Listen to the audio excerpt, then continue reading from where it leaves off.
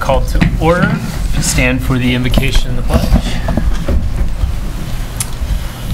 Lord, as we gather here tonight to conduct business for the Leesburg CRA and then the City of Leesburg, please give us the wisdom to make decisions that are in the best interest of all of our citizens. This we ask in your name. Amen. Amen. Pledge allegiance To the flag of the United States of America and to the republic for which it stands, one nation, under God, indivisible, with liberty and justice for all. Okay, so we just have one resolution. I'd like to introduce. Approve the minutes. Oh, yeah, that's right. So we need to approve the minutes. Someone could. Motion to approve. Second. Any discussion? Second. Roll call. Commissioner Bond? Yes. Commissioner Christian? Yes. Commissioner Galbraith? Yes. Chairperson Roebuck? Yes. Okay, so now we have a resolution. Someone would like to introduce that. And this is recommended read by Talia only, Mr. Chairman. Resolution of the Greater Leesburg Community Redevelopment Agency authorizing the chairman and secretary to execute a resolution approving fiscal year 18 facade, sign, and landscape grant awards and providing an effective date. Move for approval. Second. Okay, I think you have a... I'll give you a quick presentation. This is the first of our series of the facade sign landscape grants that the commission authorized in the fiscal year 8. Well, you guys did that back in 17, and then we received a number of applications. This evening you actually have facade sign and landscape grants that affect 3 funds: the Downtown Leesburg CRA Fund, the 44127 CRA, which you serve in your capacity as the City Commission, and then the General Fund. So I'll give in detail the report this evening, and then when we get to the City Commission, we can move it along a little quicker. Here we go. Oh. How about that? That thing must be over there. In any case, we used some criteria to rank each application. There's basically 3, and we tried to prioritize it as with these 3 questions. Does the project correct a non-conforming use? Does the project improve a blighted condition? And does the project have a high visual impact on any of the corridors? The next thing then we used was if it did one of those 3 things, then we gave it a points. If we thought, and obviously some of this is subjective, but if we thought there was no impact, 0 points, a little bit of impact, 1 point, 2 points medium, and 3 points we thought would be a really high impact. Just as a side note, the really high impact points we thought were the non-conforming single pole signs that really we find more in the 27 corridor. But in any case, so based on those points and then across those 3 questions, it would rank up another point. So if it got 7 to 8 total points, we recommended the max funding. The max funding was 80% or 20,000. 4 to 6 points, we gave 60% funding. 2 to 3 points, 40% funding. And then if it didn't receive, if it received 0 to 1 point, we didn't recommend it for funding. So with that being said, the funding allocation was there was about $95,000 for funding in the Greater Leesburg CRA. The 44127 CRA has about 50 grand, and the General Fund didn't have any, but again, there were a few projects over all 3 of those. As far as the Greater Leesburg CRA funding goes, we had about $95,000, and we're recommending on a staff level about $85,500 in awards. So we're within our budget, and we have about 10 grand left over, and we continue to try to see what we can do to get those funds out. So after reviewing all the projects, these are the funded projects that we're recommending to the CRA board for funding. The first one is the computer corner on Northwest, or 205 West North Boulevard. The staff recommendation is $18,317, and essentially what the computer corner is doing is they're painting their facility from this color to a more gray color, and they're changing out their old non-conforming sign to a new computer sign. Here in pest control, actually these are non CRA projects. I can go through these, or I can come back to these. The first one in the Greater Leesburg CRA is Chicago Fire. We're recommending an award of $1,280 for that. It's on 311 West Magnolia. Their proposed project was to take their old landscaping and put in a firefighters memorial to beef up their landscaping. Beacon Pocket Park is the next project. We're recommending $20,000. The Beacon Pocket Park is their improvement, which I think pretty much everybody's familiar with, along, what street is that? That's Palmetto. An improvement in there. The Evander Lee, $8,000 on 201 West Main, and that was a bunch of different repairs for window repairs, doors, and new signage for the Evander Lee. And then Tropic Theater, $11,667. And Tropic Theater is doing some minor repairs, but a new paint, and they had proposed 3 paint schemes. This one to me seems option 1 about the same as it is, so it's freshened up. Number 2 is a little bit lighter brown in this area, and then 3. This was staff's kind of recommended one of the 3 options. And that's only paint. Only paint. And SIPS. SIPS was a minor one, $3,000, and again, they were making improvements to their broken glass front windows, and they had some tile issues that they wanted to repair, so kind of repair issues. Main Street Antiques, $3260. A bunch of different things going on with Main Street Antiques. One of the ones on a staff level we like is they have to relocate a utility pole, so that kind of gets rid of that, so that kind of pretties up the corner. And then they're also doing some other glass repair and some signage and various hodgepodge of different things. And those, unless you want to, I can scroll through all these, or if you want, but the rest of them, Glover Chiropractic, the rest of these are 44127 CRAs, and plan to go over those in your other meeting. So this body is to consider these downtown ones. And that's our report. Okay. Comments? Well, overall, I think you did a good job going throughout the city in some very high visibility areas, and very selective. And I think you did a good job on selecting the awardees, and I think you spread the dollars over evenly. So happy about that. Yeah, I agree. And are we continuing this program on?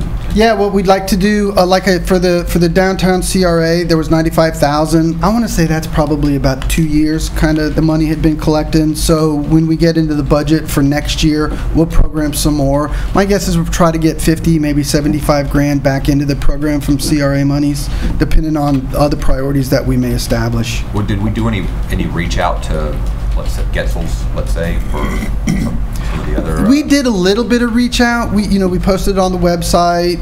We got with the chamber, tried to have the chamber advertise some stuff. We put out flyers in 3 or 4 different locations. I think Derek ran a piece about trying to encourage it. So we've done what we can. And we need to continue those efforts. Yes, I'm just thinking. And I think as people start seeing, oh, that's new, oh, that sign's gone, it's going to take a couple of cycles to get it going. Yeah, I mean, even like if there's a couple, and I didn't mean to pick on them, but if we can be more proactive and even go into some of these, that it would really help, I think. And I think that even from the staff, technical assistance, where a person may not be as savvy on the computer to say, I never thought about I can do this $10,000 sign for $2,000. It's something that we can identify and say that guy may need a little help. I mean, maybe staff may need to knock on the door too, and maybe say, well, we'll help sit down with you to fill the application out. I think that's, I see some probably didn't need the $20,000, but there may be some that with a little urge, if you give me 2, we're gonna give you 8 type thing. So. Agreed. What is the balance after approving these? About 10 grand. That's it. And then we'll refund it though. Yeah. Are you talking the whole CRA, or just the sign portion of it? No, the whole CRA. Oh, the whole CRA. My answer to you was just the fund balance for the allocation for signage. Jim, do you know what the reserve level in the downtown CRA is? I want to say there may be a couple $100,000, but don't hold me to that. That's what I was thinking. Yeah, we had to keep some, I think, because don't we for a bond For the covenant? banknote Yeah. on West Main, I'm not sure. I think there was a covenant on that, but yeah, the only one that gives me a little heartburn is the Tropic Theater, $11,000 to paint their building. I mean, it'll be an improvement, and I get that, but going forward, I'd really like to see not painting as much. Yeah, more actual improvements to the building. I know painting is eligible, but Agreed. And you see that a little bit. You'll see that minor facade repairs in here too. So I don't know how. There's a couple in there. They did. Yeah. So I don't know how much minor facade repair is in the trap, but. So I guess just going forward, so we have the money to do it, and it is a high impact location. But I think maybe next year I'd like to, if we get when they're wanting a substantial portion for paint, if we get a breakout like, okay, this is $4,000 is repair, and then we want $6,000 for painting, so we could maybe see, because I do foresee after this year, as people see that people actually got money, because I think there was some maybe doubt that is this a real thing, because we've had a program for years. Yep. We might not have enough to fund everything next time, so then we might actually get into where we have to pick and choose what improvements we want to fund. Exactly. So, but I'm okay with it otherwise this year. Comments from the public? Roll call. Commissioner Christian? Yes. Commissioner Galbraith? Yes. Commissioner Bone? Yes. Chairperson Roebuck? Yes. So roll call. Commissioner Bone? Good to see all the good things happening in the downtown area, and look forward to the new restaurants and the changes that are happening. Commissioner Christian? Piggyback on Commissioner Bone, but also 27 looks like it's going to be a lot of activity heading down 27. So I think it's going to be a great entryway, and I think a great program we're doing to help business owners spruce up the core of Leesburg. Commissioner Galbraith? Yeah, I'd like to say there is a lot of good redevelopment that's happening in downtown, and I think it would be to our advantage to look into purchasing some property for future parking, because we're certainly going to need it, and it would be nice to be proactive as opposed to be reactive. And if we have 200,000, I don't know how much we would build, but we've only got 8 years left. So it's not really enough to do a long-term project like the CRA was intended to do. Unless you extend it. Unless you extend the CRA.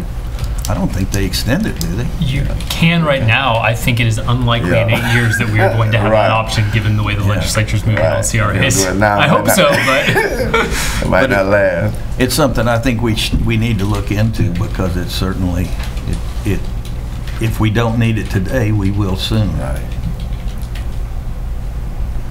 Chairperson Roebuck? Nothing tonight. Okay, meeting adjourned. We can take a couple-minute break and then start with the regular. 10-minute break. Well, a couple-minute walk here.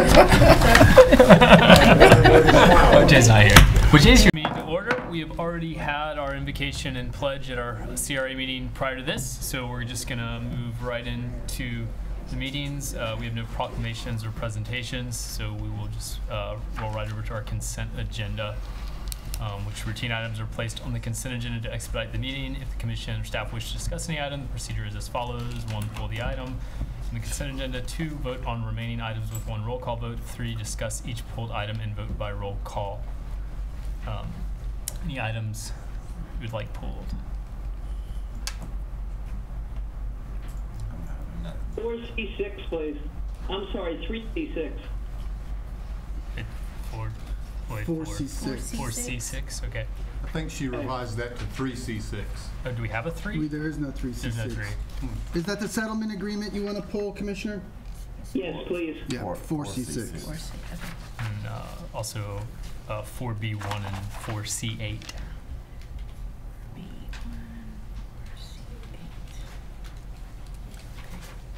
Make a motion we approve all remaining items, Mr. Mayor.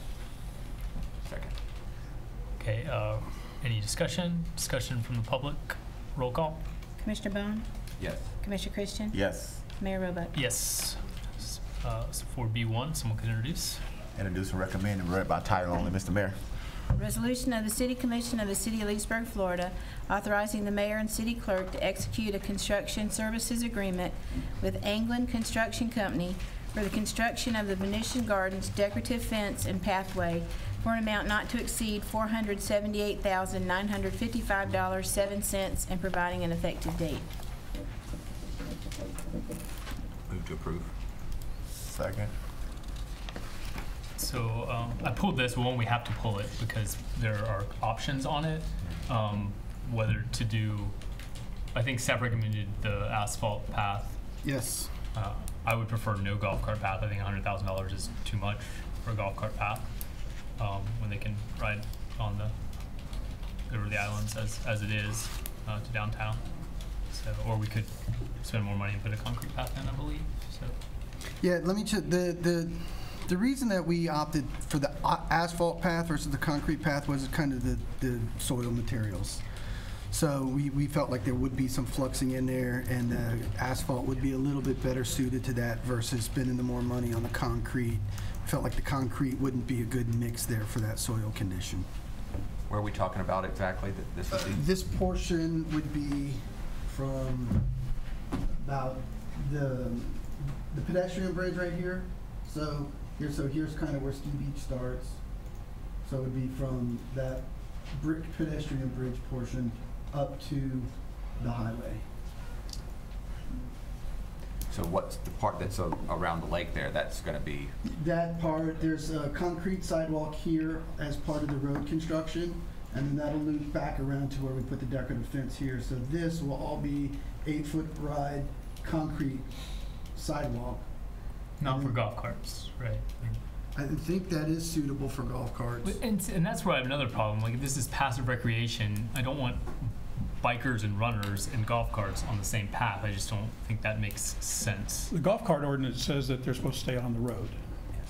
But then we're going to build a path for them. But the 8-foot sidewalk was more a case of you could still have bikes, you could have And I get that, yeah. pedestrians, you could have But I guess I hear what the mayor is saying. If I got a bicycle and a runner, then I got somebody riding a golf cart 25 miles, 30 miles, coming up the road. I mean, who's going to get off the sidewalk? I mean, the runner's not going to walk, or they may not want to move. What, you going to sit behind them and blow your horn? So I mean, I kind of understand. That mode on that path may be kind of conflicting. And I've never liked even using the word golf cart path on it. I think we've had several discussions about that. That it's a priority to do that. Yeah, that's what they. Oh no, this is my golf cart path. No, it's not. It's a pedestrian, recreational path. What it is, and I mean, but if you don't put bollards up, golf carts are going to use it. Yeah. Mayor, could I offer a comment more in the nature of a public comment than a legal issue? Having done that a number of times, there's an issue with the bridges and golf carts because fishermen stand up there and it can be dangerous. But I don't think the path as DC described it is going to solve the issue because it only goes up to Dixie, and you can't ride on Dixie in a golf cart because it's a state road, and you can't ride on that sidewalk because you're not supposed to ride on the sidewalk. So that path doesn't really get you anywhere that helps. Actually, it does, because there's the service road that goes along Dixie to here. So you can actually still get to Dozier Circle because you go up this path and then you use the service road. I must have not ever seen that service road. That's what we talked about. There's a right? gate there that you can come off of Venetian View Drive, and when we removed the concrete stairs that came down off of the retaining wall, there is a path through there. The reason we didn't connect this path all the way around was we were still thinking of it as part of, not sure where or how things are going to come out with the community building design. Okay. So the notion would be that if golf carts used Venetian View Drive and then cut across the top, you could still do that and you don't have to get on this path, and we haven't nailed down where on the other side it comes out yet. Okay, because I noticed there's a concrete path, if you want to call it that, that runs maybe 20 feet out and then it stops. So in my mind, that didn't go anywhere either. Yeah, that's actually a cover on a storm drain treatment box, but that is where you can come off of that and go along the retaining wall all the way across to Dozier Circle.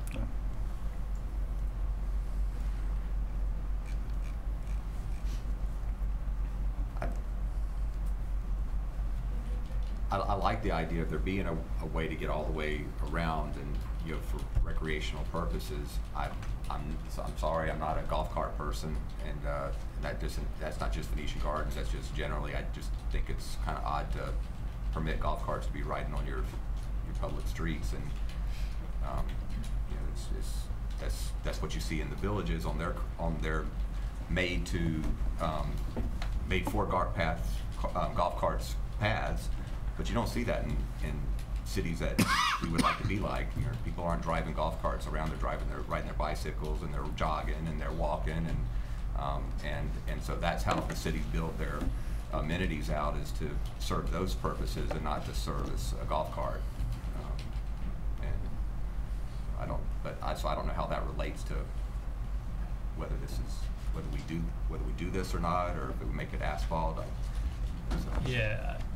Yeah, and I'm with you there. I don't mind the golf carts so much on the road, but when we start building paths, I think paths are for recreation.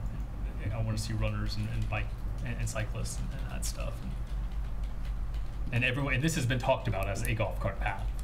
I mean, maybe we can make it so it's not, but that's what everyone thinks they're getting, I think. Yeah, well, that's why I said all through last year, my term as mayor, and this was all being discussed, and I had said several times, Al, don't put golf cart path on that drawing, and don't call it a golf cart path in the meetings. It's not what it is.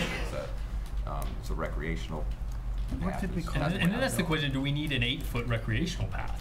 Is there any reason to have 8 foot if it's just pure recreation and not golf, or is 4 foot sufficient? I mean, having seen other parks, and I like the 8-foot path idea. Okay.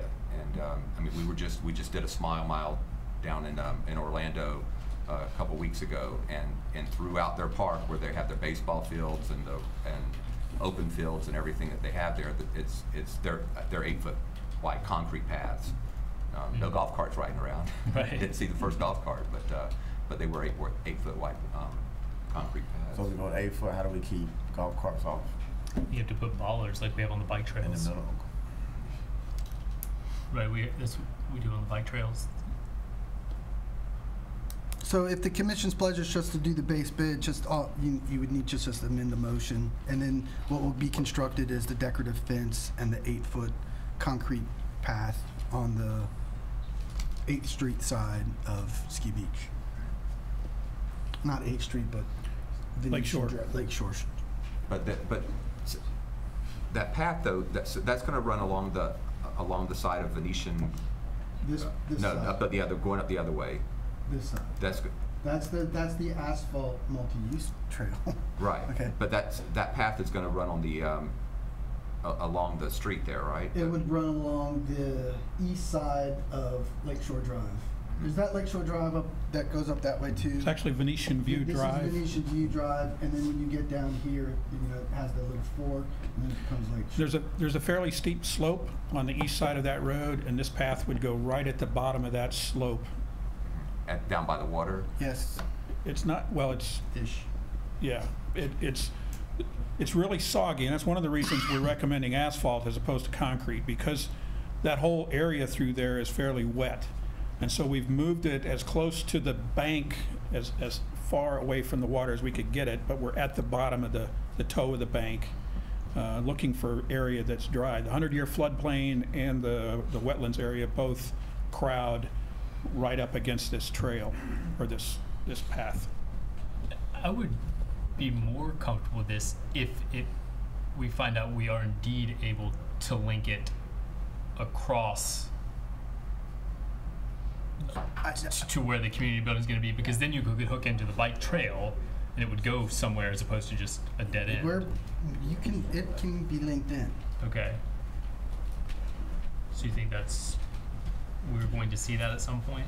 Yeah, there are no physical issues with linking it. We just didn't want to get ahead of the community building design and how where does it come out there? Does it come out along farther to the? I mean, it could come all the way along. We've talked about another bridge in there at some point, and how those two would match up. We haven't figured out yet, so we didn't want to. Okay.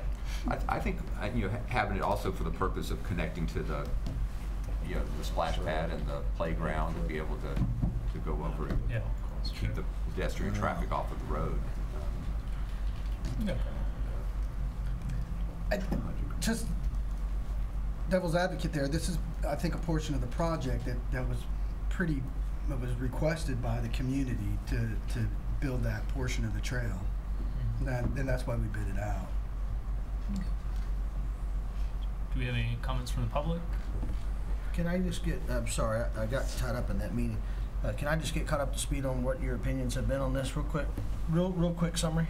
We were discussing. I was a little skeptical of the path, but I think I'm okay with it. The path going up from right. Talking about the golf cart. Yeah, we're talking on, yes. So as we talked about, it's not a golf cart path. It's a multi-use path. We're on item 4B1, which is consideration of the decorative fence and the sidewalk and multi-use path. Yes, golf cart path. The multi-use, or also known as the golf cart path. The golf cart path. This asphalt portion of the project, which was bid as an alternative, and this is the concrete sidewalk portion of the path. Okay, just to catch me up to speed, thank you very much. But I do know there was talk, and there has been talk when we brought this up before, about not having golf carts on there. And I will just tell you where I'm at.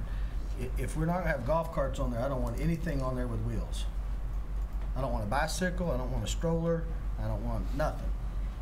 Because if you're going to make another walking path, right now we have Venetian Gardens. We already have everybody trying to get from A to B, and complaints, crossing over bridges and all that, where people can walk and ride their bicycles. And that community, as you bring out a lot, specifically said, help us, and then we're going to try to put a connection from downtown to Venetian Gardens eventually, and now we're going to build an 8-foot wide sidewalk almost the side of a road, and then we're going to say, you just keep driving on the regular little skinny sidewalk and crossing bridges and all that, but stay off this so 8 people at a time can ride their bicycle down it. I don't agree with that. I can tell you, having just experienced an 8-foot wide sidewalk in a park where there were hundreds and hundreds of families, when you have somebody with a stroller and you have a couple people walking and a person running, it takes up the cart path, and hopefully we'll get some activity and use out of that. There sure won't be room to share it with golf carts. So I'm not saying don't allow golf carts on there, but I sure don't want to call it a golf cart path. I'd rather it be a recreational path, so that the golf cart users aren't saying, get off of my golf cart path. If anybody says, get off of my path, it's the person with the stroller pushing their baby around, or the jogger, or the person walking to go fish and says, hey, get off of my path. And that's why I don't like calling it a golf cart path, because I don't see that. I'm against it if it's a golf cart path. I say, no, we don't spend the money to do a golf cart path, period. If that's what it's going to be, we don't do it.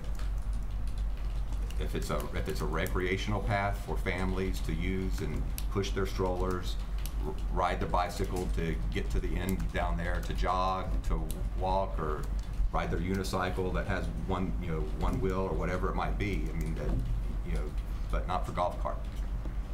If golf carts use it, I just hope they would be considerate to the people, that the main reason that the path is there. So if you follow that logic, where do you want golf carts to drive? On the 4-foot wide sidewalk? I've already said it. I don't like the idea of even having to have this as an issue that we're having to talk about golf carts. I wouldn't do it. I just wouldn't.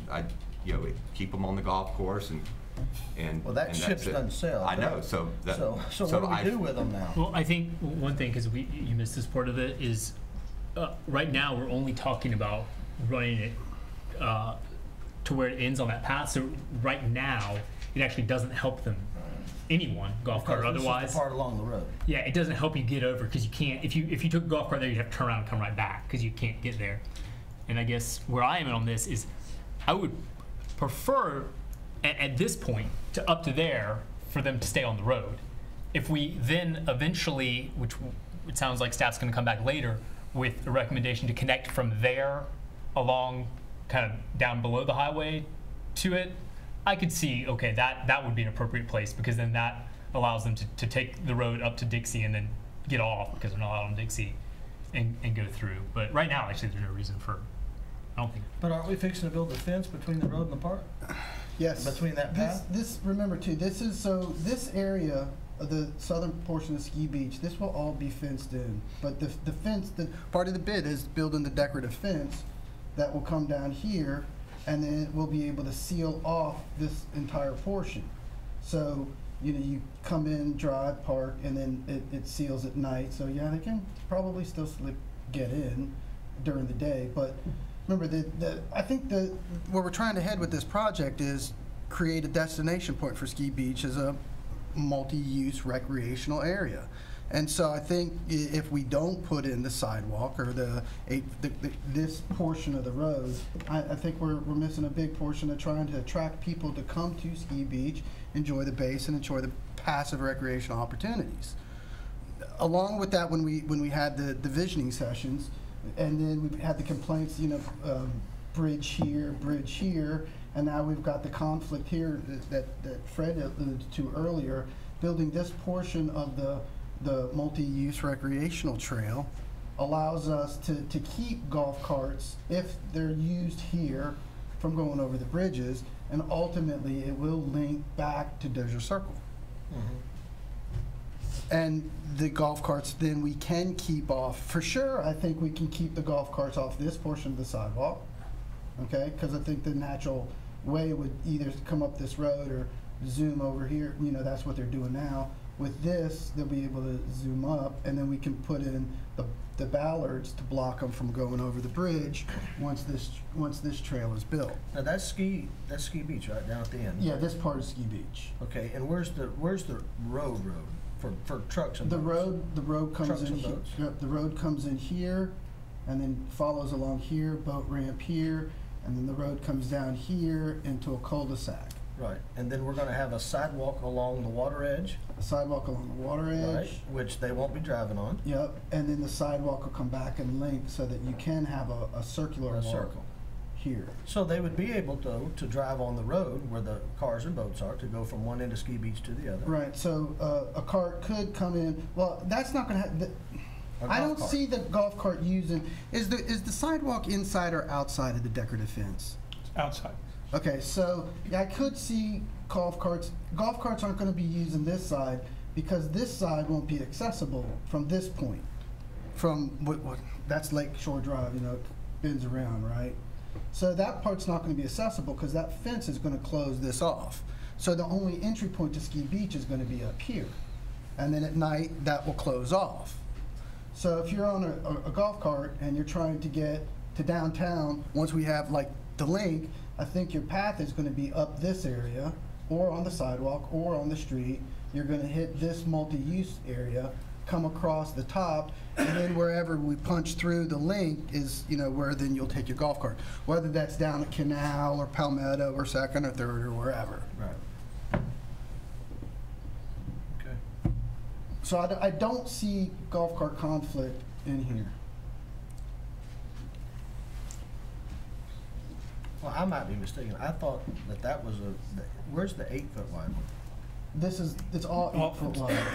Both sides? All of this is 8 foot. Okay, I didn't know the other side was going to be 8 foot. It's all 8 foot.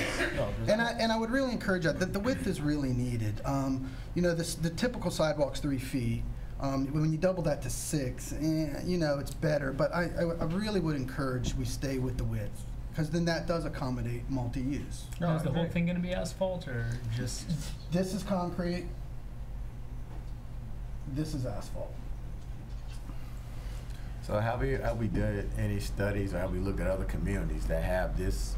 You said making a destination spot. So if you get 50 families that come for a destination, they're not going to bring a golf cart. No. So if you're going to bring 50 people on the beach, and you're saying they're not going to, if I got a 16-year-old on a golf cart, nothing's going to stop that 16-year-old from going near the water on the golf cart. He's not going to park and walk. He's going to drive the golf. She's going to drive the golf cart near the water. So my thing, have we done any studies to see how this conflict that's going to happen? How are we going to minimize it so we don't have accident and have a big liability issue with someone driving a fast golf cart where people are walking the dog or have that baby in a stroller? No, we have not done any studies. Because I mean that's my concern. I mean because basically you can have a lot of people. You saying a destination spot. If you got a lot of people with boats, cars, and families coming to drop off and to walk, you're gonna have conflict. And I can only imagine you got 10 golf carts with 100 people walking up and down this ski beach area. I don't see how we haven't looked at minimizing the conflicts. I see kids, I mean, if I got a golf, I'm going by the water. I'm not going to just get up here and go to downtown. I'm going to go by the water because I'm not going to walk. So. Yeah, I'm gonna want, I mean, it doesn't have to be night, but I'm going to want to see bollards on all that loop. I don't want golf carts on that loop on the sidewalk. They can be on the road. We already passed an ordinance that allows them to be on the road there. So there's no reason in that area to not be on the road. Right. No, I agree with that. Yeah, so I think, I mean, that's really important. So we got those on the sidewalks? We can get that done. Okay, thank you. Got what? The poles where golf carts can't ride on the sidewalk, near the water. On that. Because there's a road there, they can ride on the road right there. Yeah, that's what I'm saying. I don't think that, in the summertime, we take our RV and we go over to like Homosassa, Crystal River, and we take our boat and dock it there and stuff, and everybody brings a golf cart. You got people out there, there must be 150 golf carts out there, people walking, people on bicycles, So you don't kids. see that conflict? And it's not an issue. There's just kind of a rule, you know, I mean, people just understand. Now, are you going to have somebody that messes up? Yes. And that's, you know, but that's where enforcement's going to take place, and law enforcement's going to have to assist in situations like that. But usually you get a parent shouldn't be letting their 12-year-old take the golf cart down to the lake anyway. And if they do, then we need to put some measures in place, and hopefully, I mean, I think our ordinance says they have to be 16 anyway to operate one, if I'm not mistaken. So they have to be 16 to drive one. If we catch them, we just got to start being more strict on the enforcement.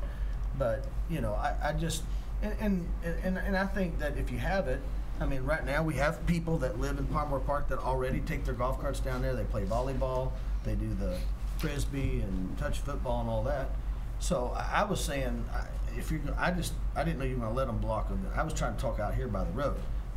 But up here is where I think there's got to be a way for a golf cart to get from point A around Dozer Circle without going over the bridge. That's what my I think concern. that's what we're not going to put anything there. That's what the talk is to not put anything to block them from going that way. On that road, yeah. But I don't think that you would have to put poles every 10 feet, honestly. I just think it'd be a remedy, and if it did become a problem that we couldn't solve, we could always go back and add the poles. And I would support that, obviously, if there was an issue. Only other thought I have on the sidewalk and the loop going around there is did we consider at all maybe putting something to going across, you know, somewhere in between, or you know, like to be able to cut across to cut the like this way? Yes. We can always there are 3 pedestrian gates along Lakeshore Drive. It's hard to see, but this is a pedestrian gate here, another one here, one of these arrows, I think it's this one. So there are 3 gates that the pedestrian will be able to go through the fence, get into the field, and then go on if they wanted to all the way across. And I think that what I'm saying though is to actually extend the sidewalk out, you know, through there. We didn't consider that. That's doable. The other thing that we also want to consider though is the removable portions of the fence, so we can still use the area for car parking for 4th of July festivities and other big events. You know, maybe down the road, if that's something we could, you know, look at it to do that. I think that would add to the. I think after a year or two, you're going to see where you need to put it. Yeah, right. They're going to whether we put a sidewalk, they're going to walk where they're going to walk. So might as well put the sidewalk where they're going to walk. And do we have on here, I can't tell, did we mark out designated boat parking in this? Yes, that was part of the road project. Well, this part of the project is only the lower portion. The portion where we're building the boat dock and the ramp and that road, completely separate, and it's actually not shown on this drawing at all. That was part of the Paquette contract that you approved that they're working on now, and you kind of see it being built. It's it's about right in here. Okay. Yeah, but there's I think 10. It was like 10 or 12 truck trailer parking spots there. Good. And then for big events, we open up the infield and park wherever you want. Good. Okay. Any more comments from the commission or from the public? Roll call. Commissioner Christian? Yes. Commissioner Hurley? Yes. Commissioner Bone? Yes. Mayor Robuck? Yes. To 4C6.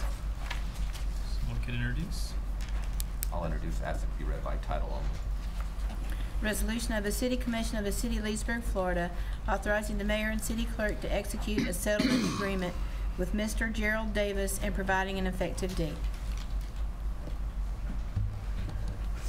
Move for approval. Second. Discussion, I believe. Yeah, Commissioner Dennison pulled this item.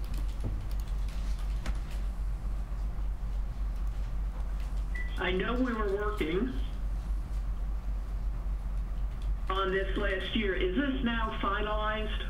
And the second question, are we now through with our agreement with Mr. Gerald Davis? The answer is yes, assuming you approve this settlement this evening. Okay, so we have now released him from doing any further work on that property? Yes. Great, thank you. Any other discussion? Discussion from the public? Roll call. Commissioner Hurley? Yes. Commissioner Bone? Yes. Commissioner Christian? Yes. Mayor Robuck? Yes. On to 4C8, if someone could introduce. I'll introduce it. It has to be read by title only. Resolution of the City Commission of the City of Leesburg, Florida, authorizing the mayor and city clerk to execute a lease agreement between New Life by Design Incorporated and the City of Leesburg for lease space at the Leesburg Resource Center and providing an effective date.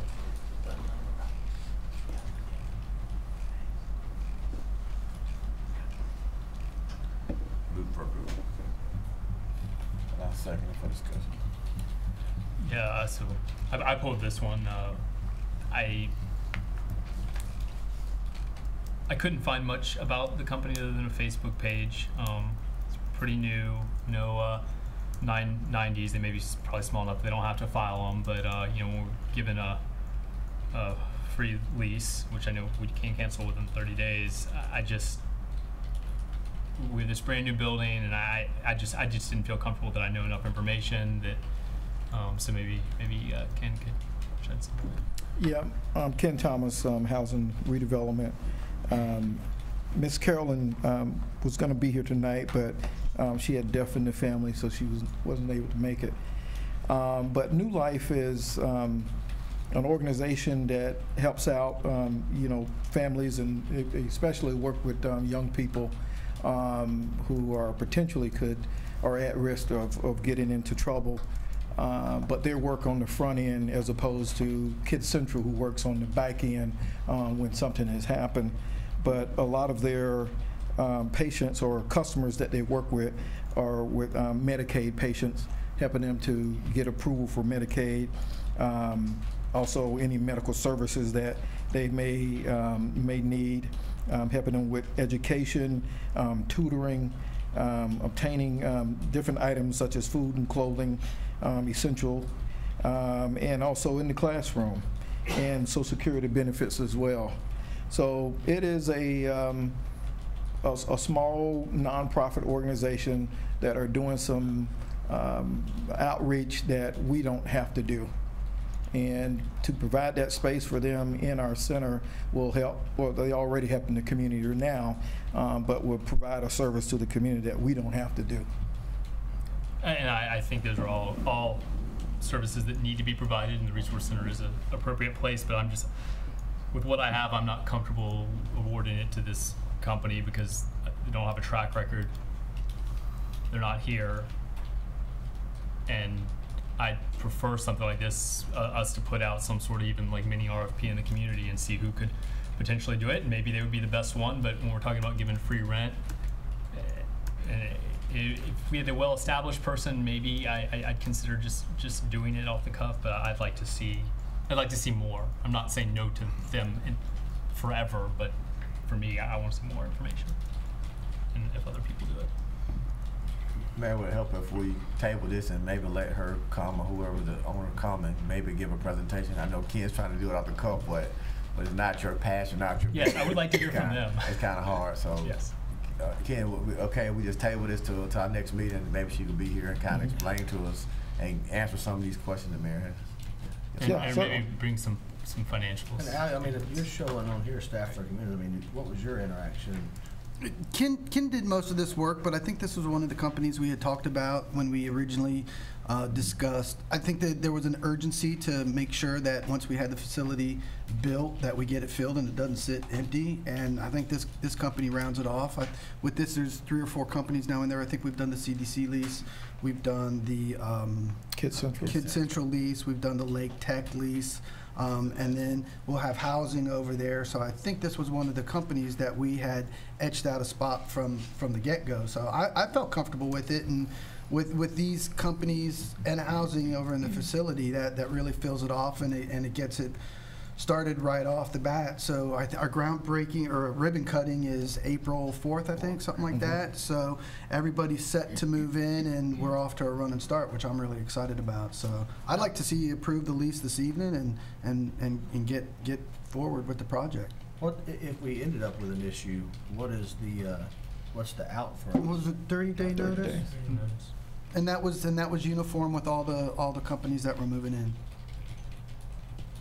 So I don't, I understand the mayor's concern. I respect that, but I don't see a major issue. And I think the other side of the equation is just making sure that the building gets off to a run and start, get those agencies out there. I mean, the whole purpose of the facility is that ground root set for job training, education, and the quicker we can get to that mission, the more successful the building will be.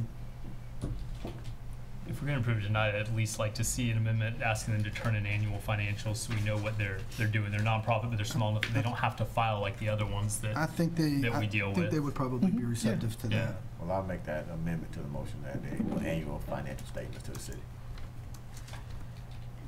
Are they charging for their services or? No. Are they getting paid for their services? No.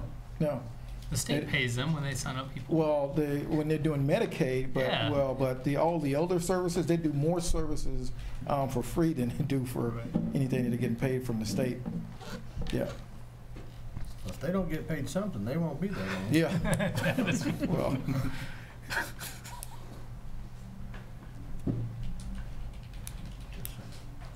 Yeah. So we have So move for approval? We need a second on the amendment. I thought he made the motion. Yeah. Okay.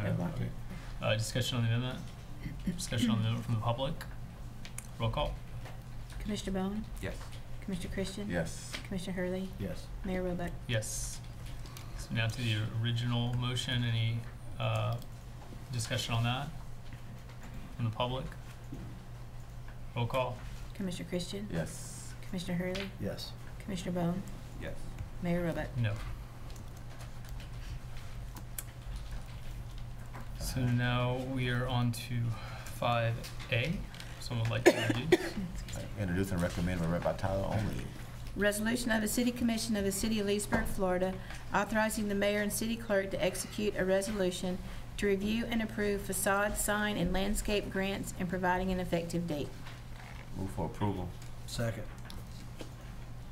Discussion. Did you want to present that? Jim, will you queue up the rest of that FSL Pro? There we go. I'll be briefer in this context. In your CRA capacity, we talked about the criteria.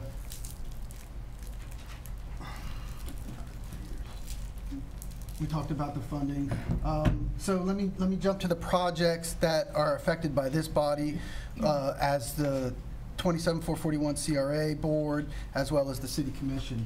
So Computer Corner was the next applicant. We recommended 18317 for them. They're replacing their old sign and painting.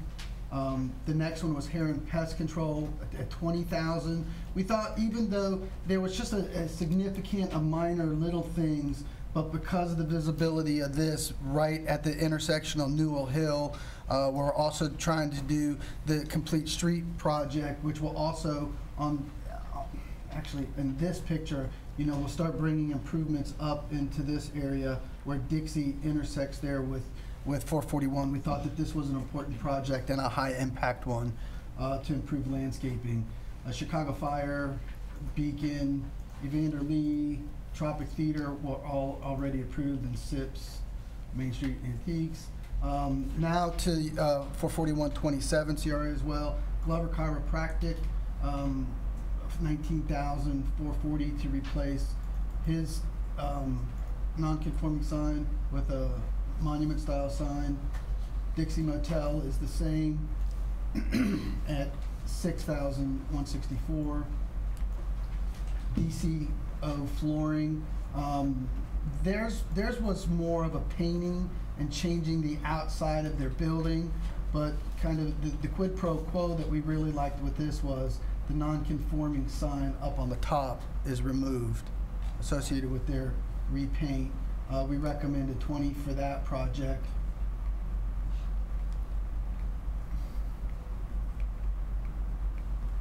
And I think there's a couple more. Droid Auto is 12,004. Changing out this non-conforming big sign with a monument style sign. And Gator Storage. Gator Storage was one that we're recommending to use general fund money for, 16,710. This actually we thought was one of the more exciting projects because it was the complete new facade on their existing building. And then the funding levels, I'll go back to that slide if I can. Clickers. Here we go.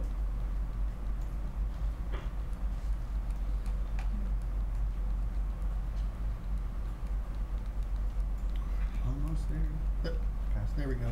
The funding levels, we dealt with this one already. We had 50,000 in the 27,441 CRA. Our recommendation is actually $58,004, but we have the 8 in the CRA fund that can fund that. And in the 16,710, we probably shift around a couple of things in the general fund and then use city manager contingency to pay for that improvement. So our recommendation is to award these grants. Do we have anything in place? The only reason I ask this is there's 2 of those companies that when they bought those locations, the landscaping was perfect and nice and beautiful, and then they've just let it run down since they've been there. Which one is it? So now, like for the Heron Pest Control, it used to be the leather place, whatever it was, a leather shop. So is there anything in place that, they got to maintain it or something, or do they just get to keep coming back every couple of years and getting another grant from us? Newly installed landscaping has to be irrigated and maintained. I'm not sure how long that leather shop stuff was there. It was fairly old by comparison. It may have predated the new ordinance. Okay. But I'm saying once we give the money, is there any kind of thing that says they got to maintain it? I think that's going to be part of the grant. Yeah. Part of the grant award. Yeah. I hope.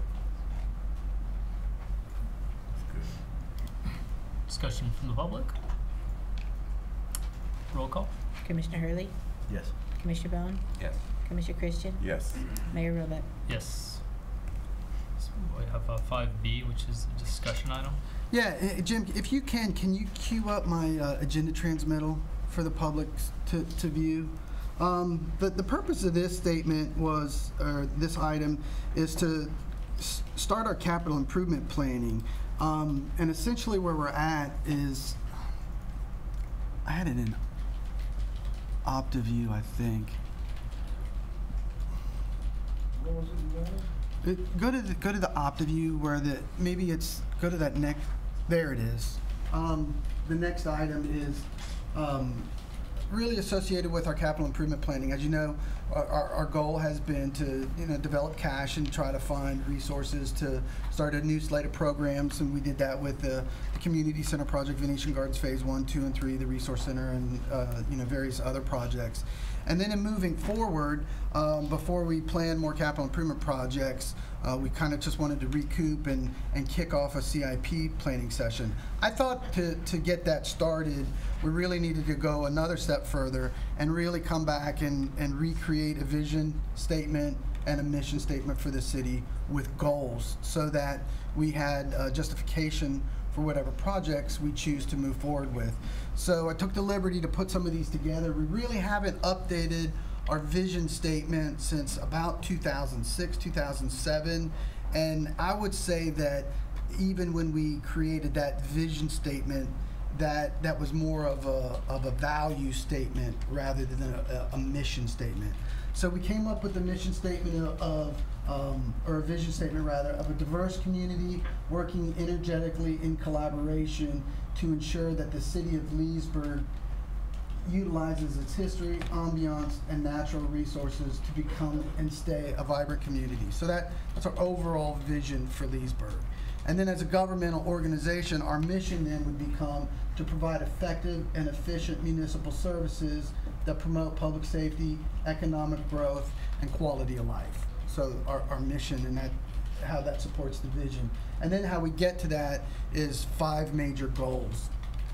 And I think each of these goals really has 4 basic parts, and then the 5th is kind of the operational one that supports all the other goals. So goal number 1, eliminate blight, stimulate growth by advancing neighborhood redevelopment, creating new economic opportunities, and investing in infrastructure.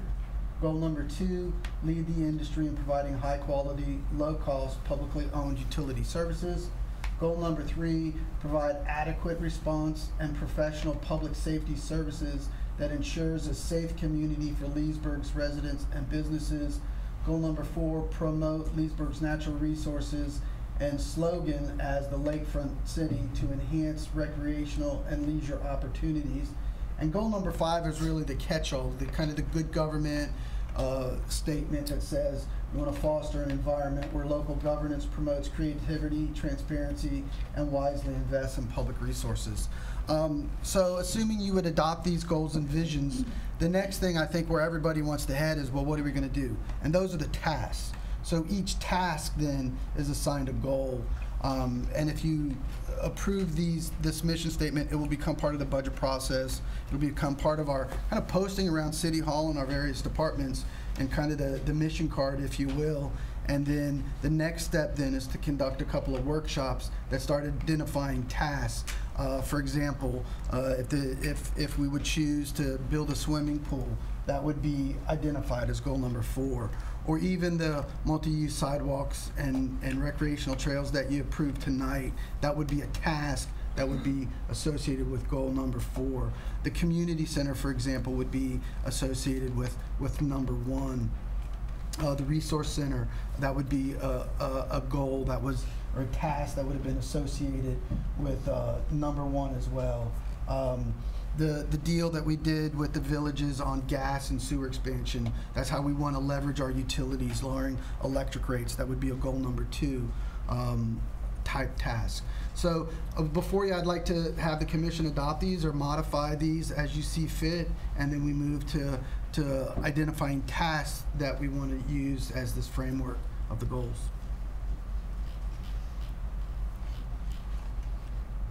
Comments? And I see you want to do workshops on this. Is that? Well, the workshops then become like tonight. If everybody likes where this draft is, I think we can adopt this just with a voice vote, and then we will use this as our mission moving forward. And then the next step would be to start identifying tasks that would be assigned to each goal that you may want to fund or put on the waiting list, or just start picking out tasks that are associated with each goal, and then we're off to work on that. So the workshops then become identifying the tasks. I'll just mention, I want to recognize the partnership and what they just did, and having a branding expert come in and spoke. and I listened to that whole. I wasn't able to go to the presentation, but I listened to the whole presentation that they did there on. You can find it on YouTube. And frankly, I have to say that I think this is a point where you get to the branding issue.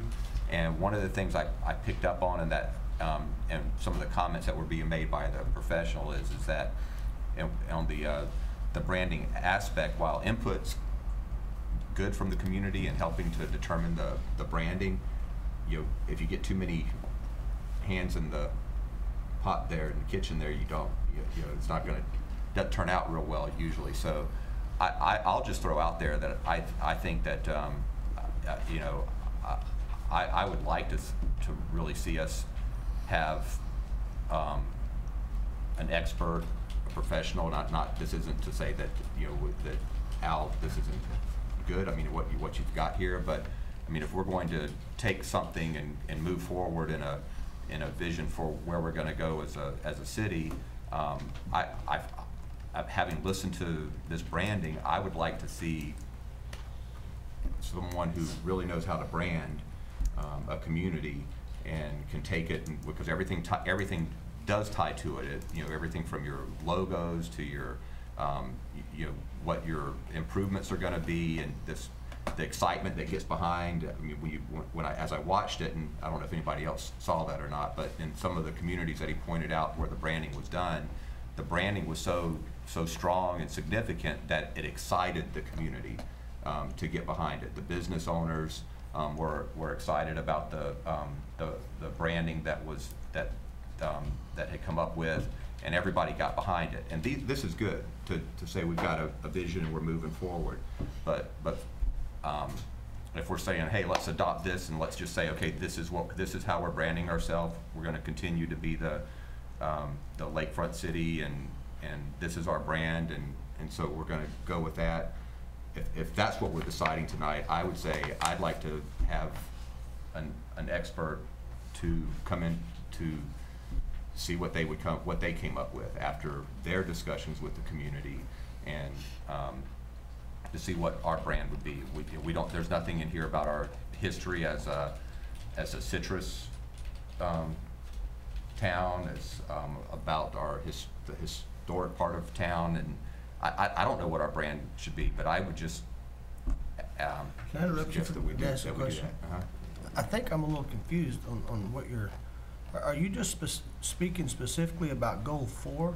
Well, not necessarily. Because, I mean, the I rest think of it is to provide an effective and efficient municipal services that promote public safety and economic growth and quality of life. I mean, we don't need a branding company to tell us to be efficient and. Well, that's what I'm asking. That's why I'm saying, is that what we're doing here? Is we're saying that we're going to move forward, and this is our brand, and here is our brand of what we're doing. And that's what the idea that I'm getting. And maybe not. And maybe we say, okay, this is what we're going to adopt, and then you have a branding company come in and say, okay, this is how I don't know.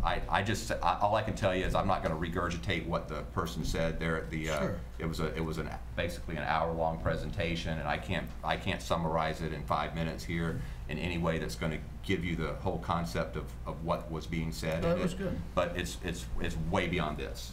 And I get that. And so what I'm saying is that if we're saying, okay, it's been since 2006 since we've done a vision statement, and we're at a point now where we're saying, okay, let's create a vision statement for where we're going. Yeah, a lot of these pieces would be in that vision statement, but I think that this is since it's been brought forward, I think it's an opportunity to discuss: do we go further in how we brand Leesburg, and then how these pieces fit into that, and this may be fine for tonight, and that's why I was asking, are we going to do some more workshops and talk about this, or no, we're going to stamp this and it's going to be good for the next 12 years, or?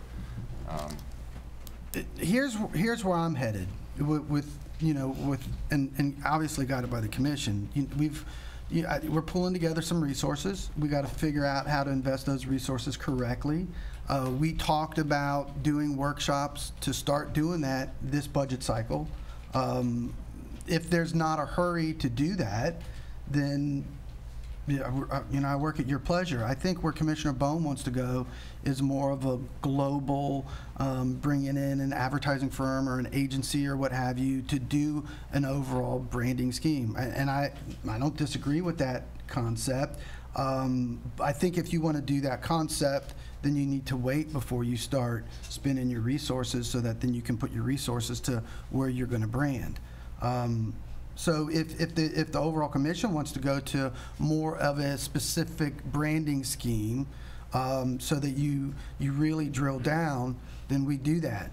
I think that fits into the mission, vision, goal statement because branding is going to go into goal number 1 or number 4.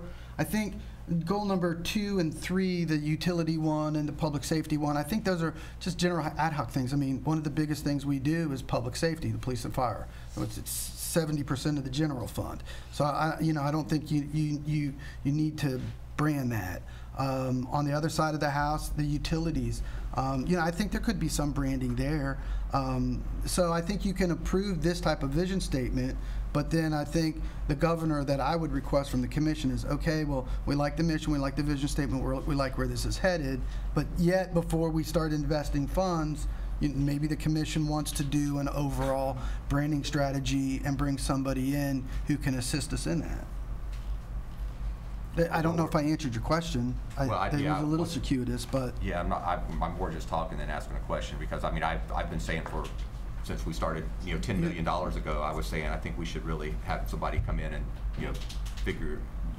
do this, and I know a lot of decisions have been made, and over the last 3 years have stated my opinion on how we spend money, and I think we should be looking at it overall rather than pieces of things, and so this isn't a new thing. I'm just saying, hey, if we're talking about the mission statement and the vision and everything of the city now in this, then I'm going to bring it up again. That I think it's that we could go further in how we who we are as a city, what we are, what our strengths are, and how we can brand ourselves for the future, and then build. And exactly what you've been saying, what you just said, Al, is the same thing I've said the last 3 years. Is that before we spend the money, we decide who we are and what we are, and as we do these things. So, and it didn't slow us down the last 3 years. And so I'm not saying, hey, let's don't have a vision statement, a mission statement. I don't want to lock us in and say, hey, we did this, we voted for this tonight, and so our job's done. Now we just go find out how we spend money to do these things. I think we have a great city. I think we have more potential than any city around here in Central Florida, and I think we can take a step farther to see how we bring people back to Leesburg through a branding, marketing effort. And we've been here for, I've been on here for 3 years now, and we've all said things about marketing and doing some advertising. And as Central Florida has boomed around, and we're doing good here in Leesburg now, but as they boomed, and we haven't done any marketing still in the last 3 years out here. And if we're going to do marketing, then you need to have that branding to go with it. So I'm taking this opportunity again, since we're talking about a vision statement and goals, that I'd like to see us do some branding, and yes, and how that fits into marketing, and then how that fits into our vision statement. So, well, we spend about $200,000 a year on marketing, and I'm be more than happy to reallocate how we spend that money every year. And I think I brought that up in the past, that I don't think the way we do it's the right way to do it. And I think for me, that's a budget question. We're spending the money. It's how are we going to spend it? But I'm okay with this as long as if you're asking for, I'm not. That's what I was wondering. Are we asking for a vote on this? Is our mission statement that we on March 26, 2018, we as a commission okayed a mission statement, or this vision, mission, goal statement, and this is what that's what somebody's going to look at 10 years from now? Or are we going to come back and we're going to massage this some more and work with it, or? We can change it anytime we want to, but I mean, not to be. Because frankly, I like all of this except for the vision statement. I think it's nonsense and not even. Sorry, it doesn't make sense. But I also think vision and mission statements are mostly nonsense, and we're going to print it on the budget every year. but we're going to work these goals. And so for me, I'm okay approving it because I think I like the 5 goals. I think we're going to work those goals, and I like the idea of branding the city, but in terms of a vision and mission statement that you put on the inside of a budget, I don't know how much people are actually going to pay attention. Yeah, and I think I think that's the thing. If everybody's okay basically with the mission vision statement, I would say let's roll with this for now. And if the next step is not to start workshopping to identify tasks, if it's to bring on a marketer and brander, then what I'll do after this meeting is, instead of doing workshops on tasks, we'll start, you know, I'll fish out and, you know, try to identify some marketing and branding strategies and bring that to the commission for consideration. And I hear Commissioner Bone saying, and I agree, we've said this for years, you know, what is Leesburg? Well, what is Leesburg? I mean, are we the lakefront city? I think also Commissioner Bone hit in there about the history of Leesburg, the historical significance of restoring, making sure that we don't lose our history. There's certain parts of Leesburg I think that is often overlooked.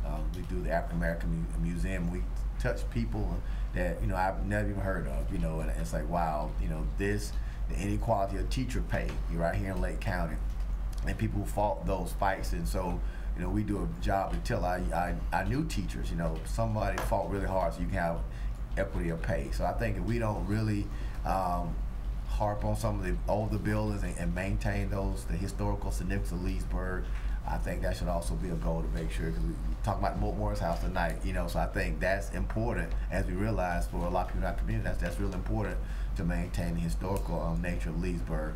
But my own thing is, I don't want the city to stop waiting on a branding company to come in, wait a year to give me a brand. So, you know, I don't think we stop everything we're doing, but I do think if we had someone to come in and brand us and what is Leesburg, so we can make decisions that's going to kind of be in line with what we feel Leesburg should be, as well as the residents that we represent. So I'm probably looking for someone to come in and help us out. When I did talk to the guy that came in, he pointed out some things that hadn't even thought about, and he's been around the country, so he's been to other communities, and he's able to, I think, help us in areas that we all sitting around the table may not even think about. So I don't think we'll spend a whole lot of money, but I think it would be helpful to get someone to come in and just kind of talk to us and help us market the city, brand us. But I'm good with these goals. I think something historical should be one of them. That is in there, isn't it? I think there was something historical. There's something in the vision statement. On the vision statement. Utilizes its history.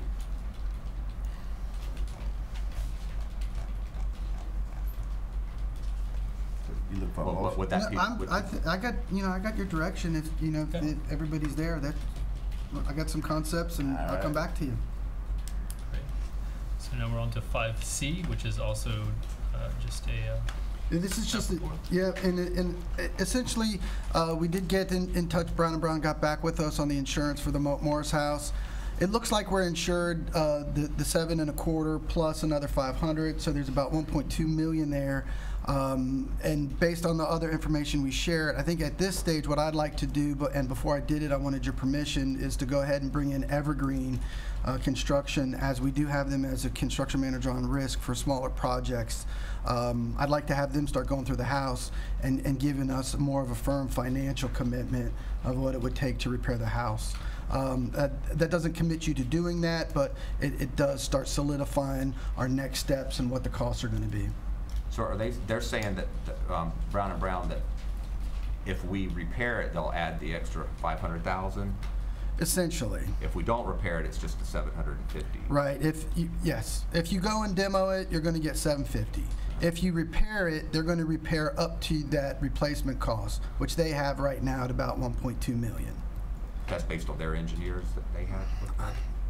I don't.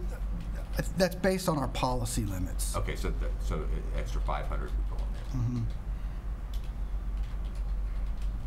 So what I wanted to do was bring in Evergreen, have them start looking at it to make sure that we are in a good price scheme that's going to fit within the insurance coverages.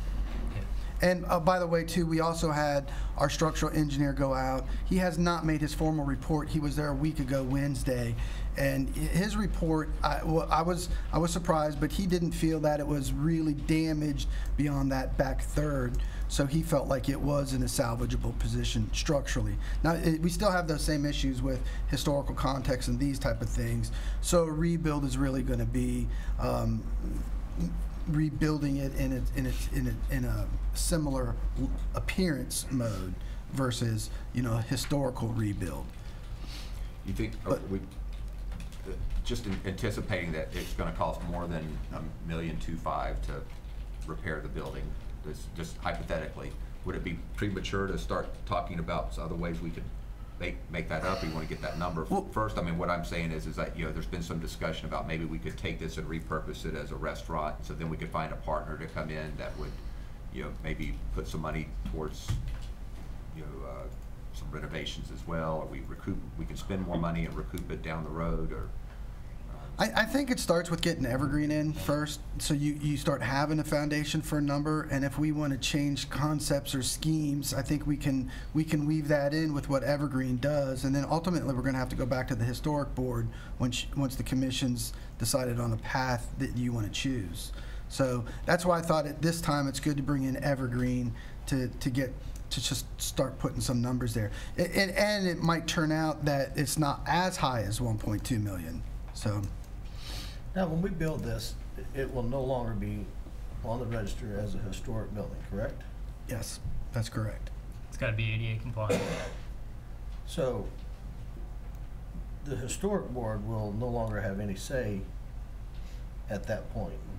No, the way I read the code is that at this time it's a historic home or a historic structure within the historic district. They're required to review it. If we don't like what they say, we can disband the board.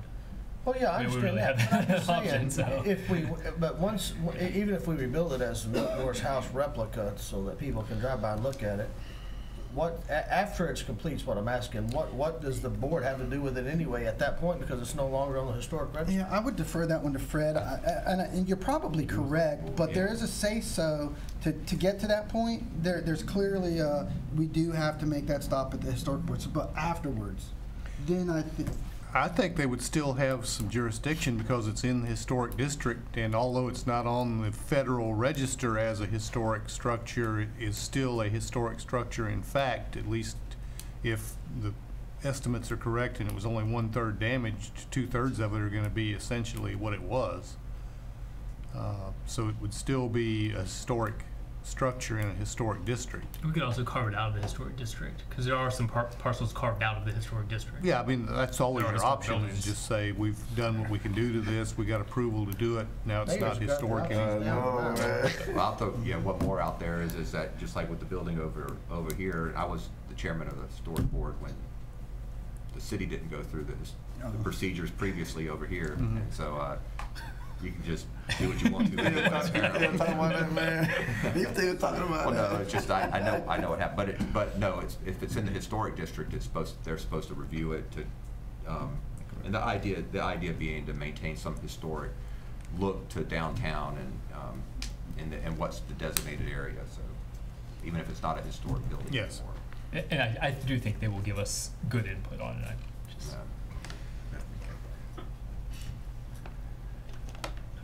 That's all I have. So that's my next step. I'll report back to the commission where these numbers go. Okay. Do you have anything from the city attorney? Nothing tonight, Mayor. City manager? Nothing tonight. Public comments. Remember, these are we'll take these into consideration, but we're not going to address them tonight. Don Luckich. Commissioner Brown brought up Leesburg, the lakefront city. Yet,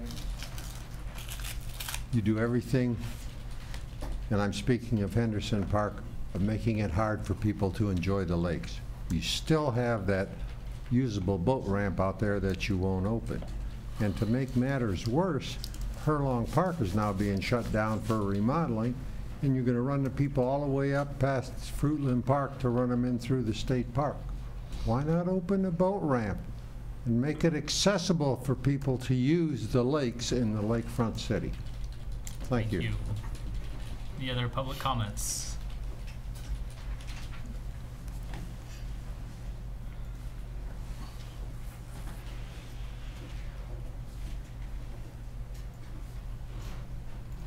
I'm Pat Atlee. I've lived in Leesburg since 1958. I love the city. I'm a Saturday morning market volunteer and have been for about 5 years. And every single Saturday we have at least one, sometimes 4 or 5 couples or single people that come up to the information booth and they will say, "We didn't know this was here. You have a beautiful city here, and we didn't know." A lot of them are from the villages. They go in our shops, our restaurants down there, and they are thrilled. They'll come by sometimes and show us the things that they have bought or tell them about the food they have eaten Saturday morning in some of our restaurants. Just get the word out.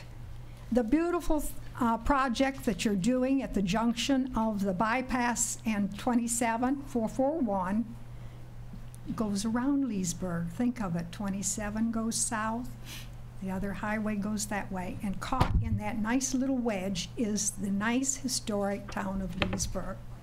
And it's beautiful. The renovations of those buildings down there, most of them, there are a lot of pretty buildings down there that need more work and need to be occupied. But love your town and get the word out. It would be nice if there was some type of a sign out on 27 that says, Leesburg is down that way. You have a nice entrance, but people can go right by without seeing it. Just love your town. You guys are doing a good job, and gals are doing a good job. Just get the word out. What a beautiful place Leesburg is. Okay? Thank you. Any further comments from the public?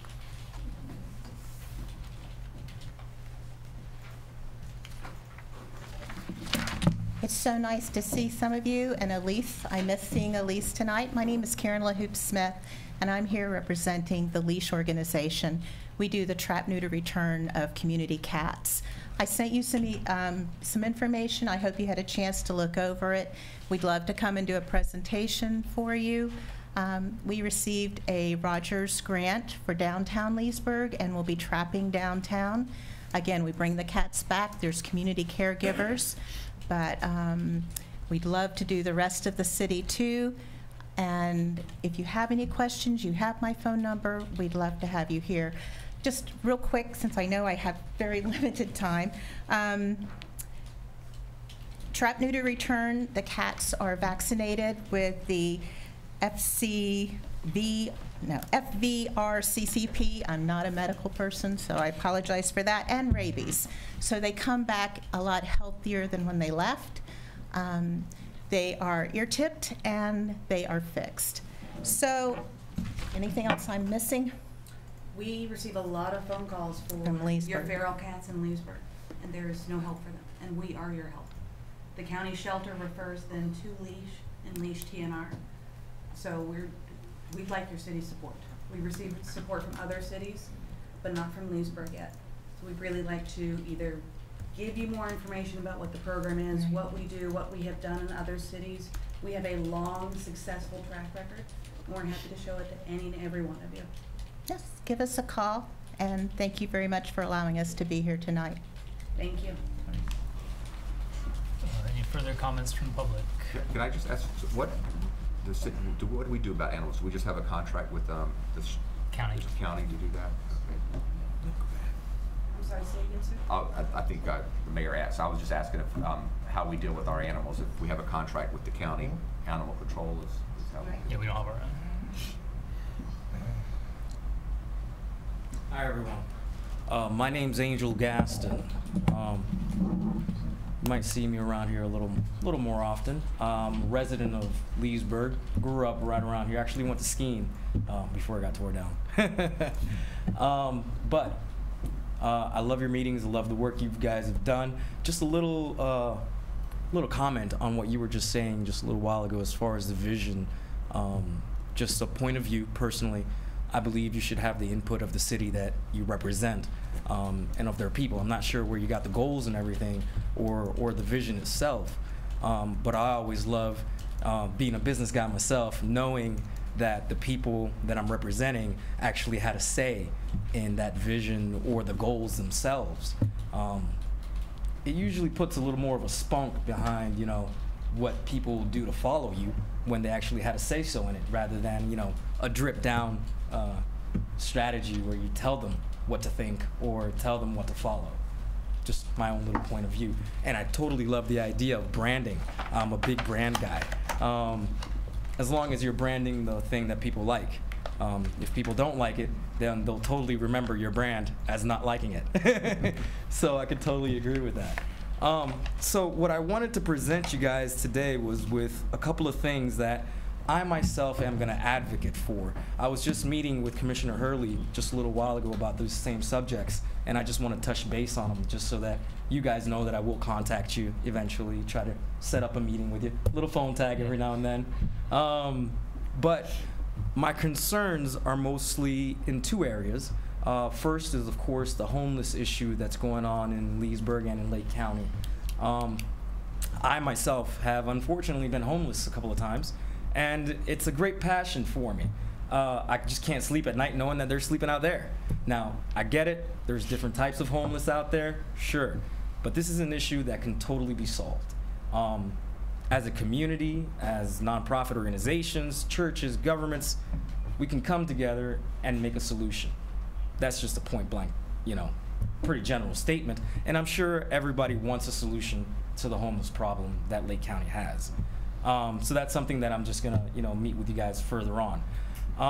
The next thing that I wanted to discuss with the commission was some incidences that I had with the Leesburg Police Department. Unfortunately, we just didn't get along on several things. So I'm totally advocating for an inmate advocate program. Right now with the Leesburg Police Department, I definitely want to see them with body cams. So that's something that I'm really going to push forward. I believe in body cams. I believe it's the safety of the officer. Definitely provides for a better testimony for the officer. And it's not just hearsay. A lot of testimony can be hearsay. A lot of things can be also swept underneath the rug. With body cams, we can actually provide the evidence of what happened and be honest about it. And yeah, so those are the few issues that I want to push forward personally. I'll be involved with you guys as far as the community college, the airport, and different things like that. I have a couple of ideas to shoot your way. But I'll discuss those later on with you individually. I just really want to concentrate more on the police department and the homelessness. Hopefully, I look forward to seeing you guys, you know, addressing those issues further on. All right, thank you. Thank you. Any other comments from the public? Okay, roll call. Commissioner Dennison? Nothing tonight, thank you. Commissioner Hurley? Not much. I did go into depth with Mr. Gaston on some of the issues, and that's our police chief back there. You can get a hold of him. He'll be happy to discuss those things with you. But I told him how, you know, tried to give him some insight as to the measures we've already taken with the homeless issue, and how we've actually spent money and met with several groups. So, you know, it's not something that we're not aware of and not trying to work on quickly as possible. So, but I just want to clear up one thing, just in case the Daily Commercial gets it wrong. I support, come on, you know you had a laugh. I support the no golf carts on the park by Ski Beach. My deal is I want to make sure golf carts can go on the loop to get around. Just want that cleared up. So I definitely agree with Commissioner Bone as far as the passive for, you know, everybody else, but I don't want it to have it where golf carts cannot get around to the Venetian Gardens Island area. And that's all I have. Commissioner Christian? Have nothing tonight. Commissioner Bone? I'll just echo what was said already about our little market downtown, and you know, I always enjoy going down there, and I appreciate the volunteers there, and 27, 41 is looking really nice. It's looking good. Yeah, you get a lot of compliments on that from people. So we got the groundbreaking on the, or not groundbreaking, but the ribbon cutting. Those April 6th, April 4th. Yep. April 4th, 11. On the Resource Center, April 4th. Yep. Okay. Mayor Roebuck? It was in the minutes for the Airport Advisory Board, but we've talked about it a little bit, the sign for the airport. We have the sign at the wrong entrance right now. The old sign that you can't actually get to any of the stuff that the public can access from there, and there's no sign at the right entrance.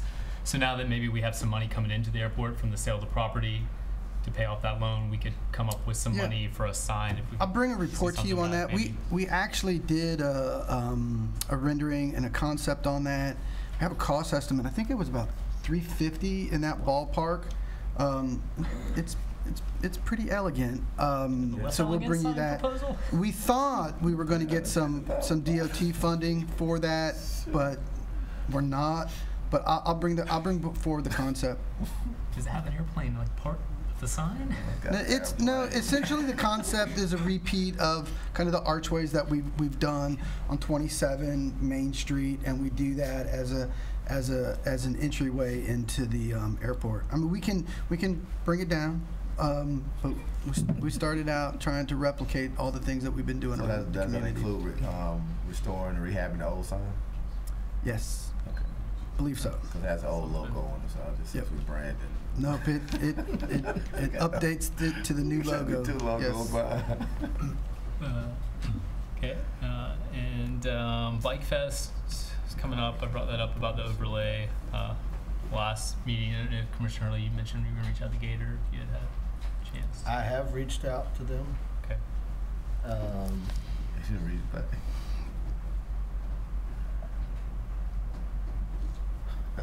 Okay. I'm gonna ask to if we don't have something else. I'm gonna ask to extend the. No, we did get word back from Gator, and they were very argumentative. Okay. They were totally not in support of that.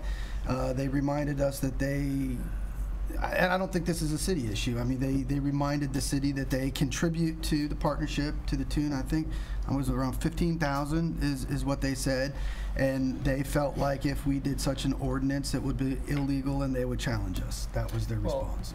And Joe's here. He make it, and I was going to wait because I haven't had a chance. Me and Joe played phone tag a couple times. But their position, and he can clear it up in case I misspeak, but they have been giving substantially to the partnership, like for the stages, the stage they got. And if I remember right, he said that he agreed to was it a 5-year contract that he signed now for the one stage at 3 to 5, something like that. So he said, I've already signed a contract to contribute heavily. Yeah, no, I've seen the contract, but it went from 70 to 15, and then we made up the difference. And I don't care what they have to do. I'm just saying if we don't extend the overlay, don't come back and ask me for more money from the city standpoint. That's my whole thing. And then they're going to be hurting too. And that's it. I mean, I get that. And so I just want them to know. I want to be upfront about it. So anyways, but thank you for reaching out to them and understand their position. So, then that's it. Meeting adjourned. That'll go. So,